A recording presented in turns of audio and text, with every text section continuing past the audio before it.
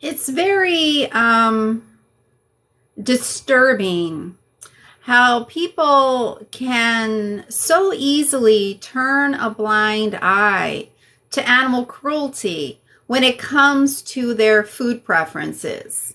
This is what everybody's doing. This is like what the entire world is doing. Unfortunately, most people are not vegan. The last time I checked, I think it's only like 1% of the entire human population is vegan. So, in other words, about 99% of humans are participating in animal cruelty. That is how animal products are produced.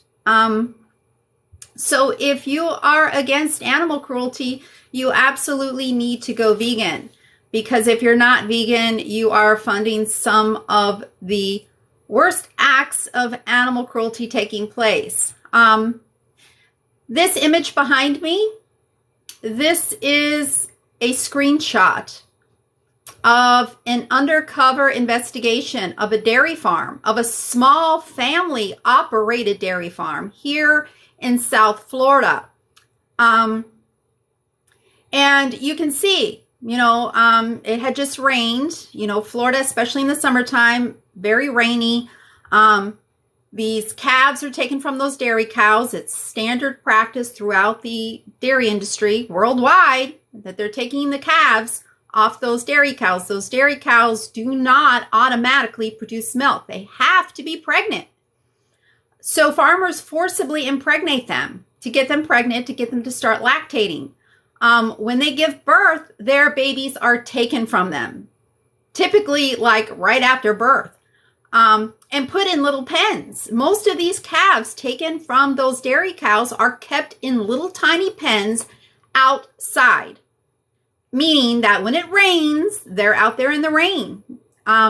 When, these animals are up north, they're out there in the freezing cold in winter, in blizzard conditions, in hurricane conditions. These animals are kept outside in all kinds of weather conditions.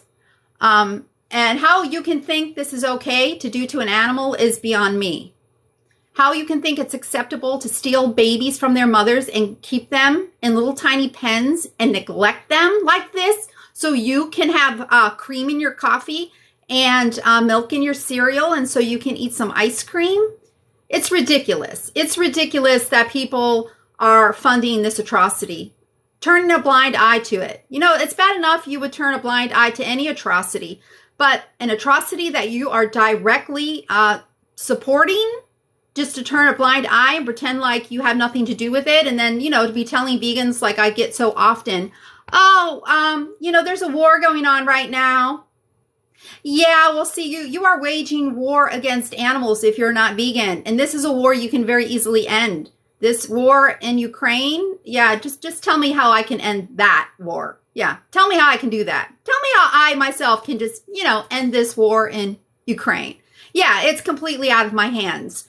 I have nothing to do with it. I can't control it. I can't stop it. But this is something you can very easily control, that you can very easily stop just by your choices.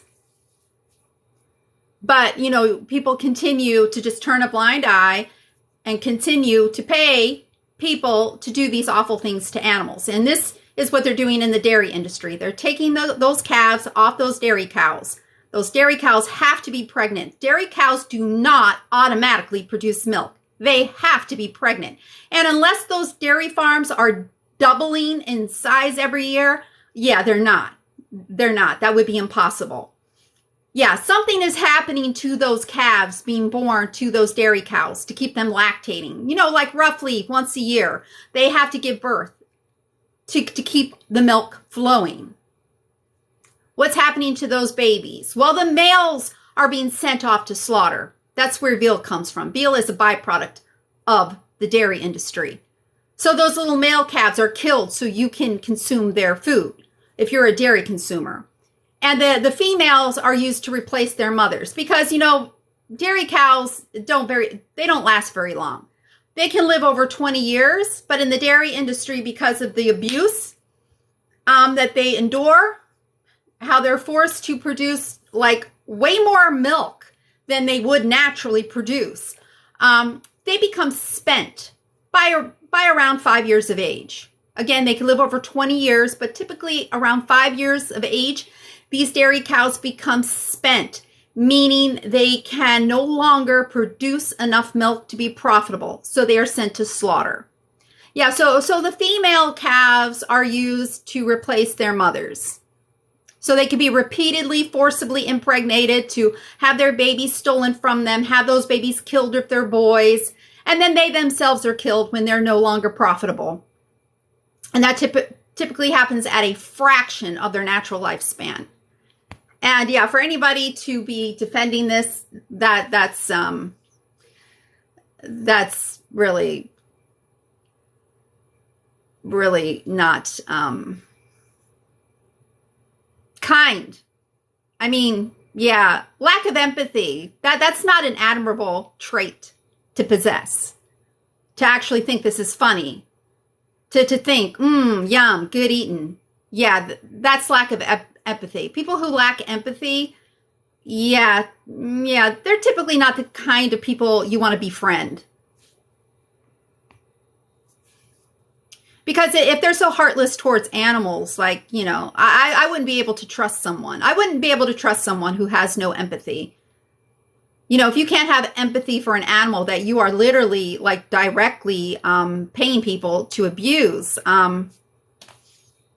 yeah, I wouldn't trust you around me or anybody.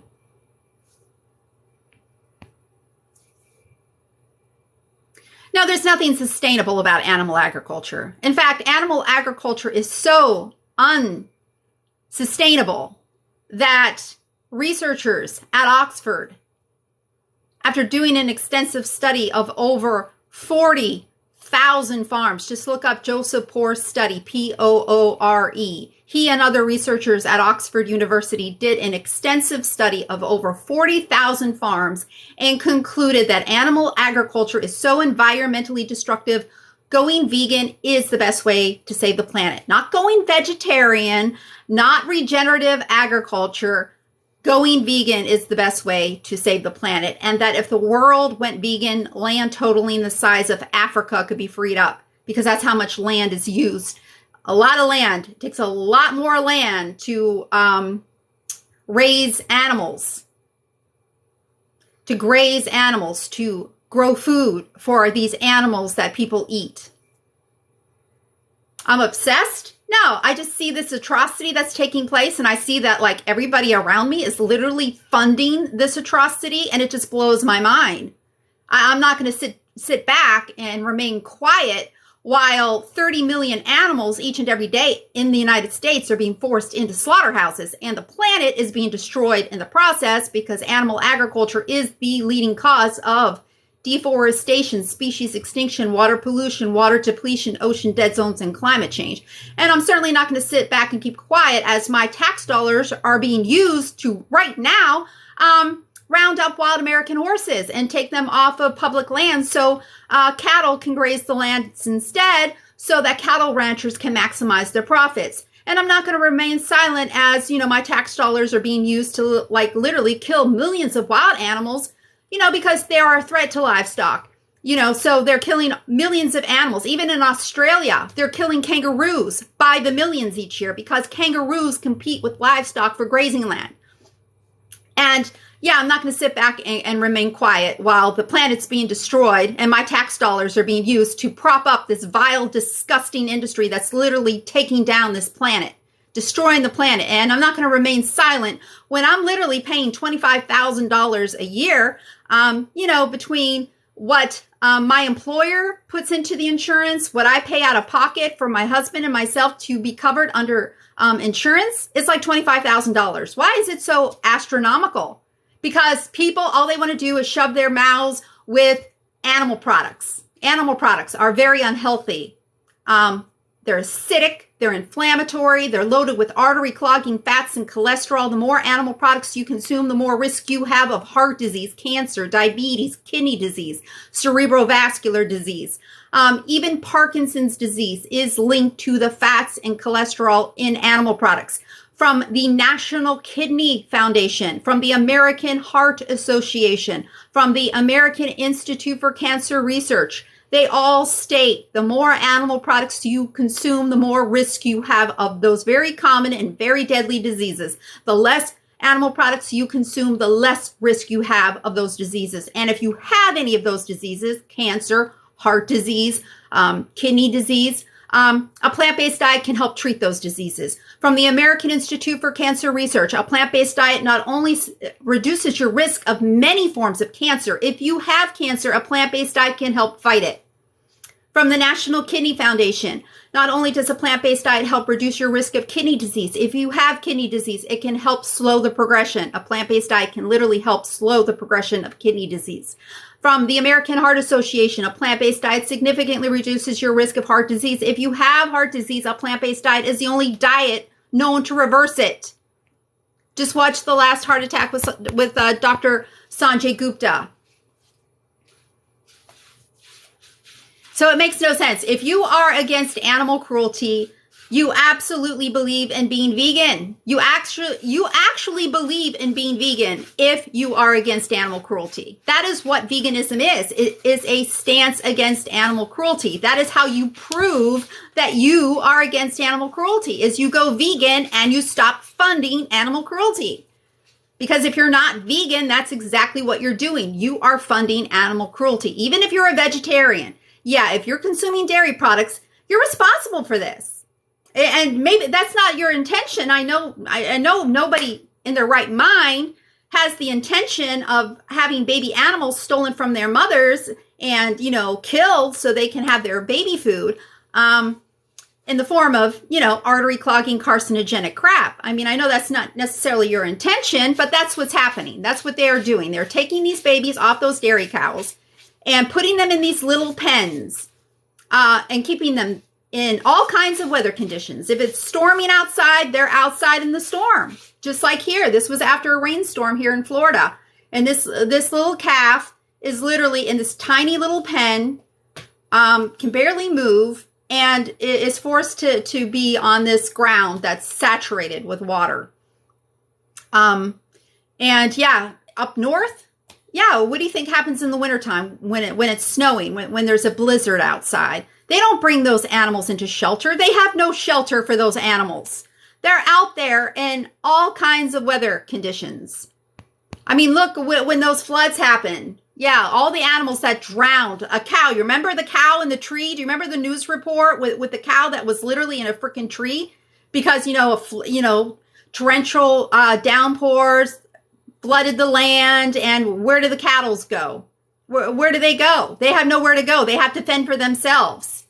And most of them end up dying. Yeah, so it's a fact. If you're not vegan, you are funding animal cruelty. That is why I went vegan. I did not go vegan because I did not like eating bacon. I did not go vegan because I didn't like eating cheese. I did not go vegan because I didn't like eating bacon wrap filet mignon. I went vegan because I saw how those products were produced, and I could see clearly nothing but animal abuse is happening in order for those products to be produced. Yeah, okay, so this person says, I love supporting animal abuse. Well, that's creepy because, people who harm animals, especially when, you're so proud about it, so vocal about it, people who harm animals rarely stop there. They rarely stop there. That's a fact. Most serial killers start out killing animals.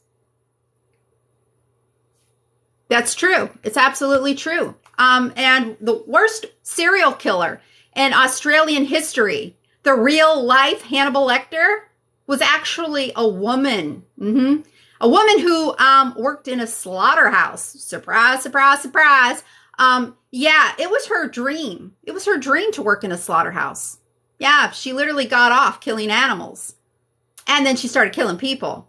Yeah, she even killed her own boyfriend and skinned him and dismembered him and actually tried to serve his remains up to his children. But fortunately, his children were out of town. So even though she skinned him and dismembered him and cooked him and plated him, for his children. Luckily, they were out of town. So, yeah, but that was like the worst serial killer in Australian history. And there was also a chicken farmer here in the United States who was raping little children and killing them with the same axe that he used to kill his chickens. And a pig farmer who was a serial killer.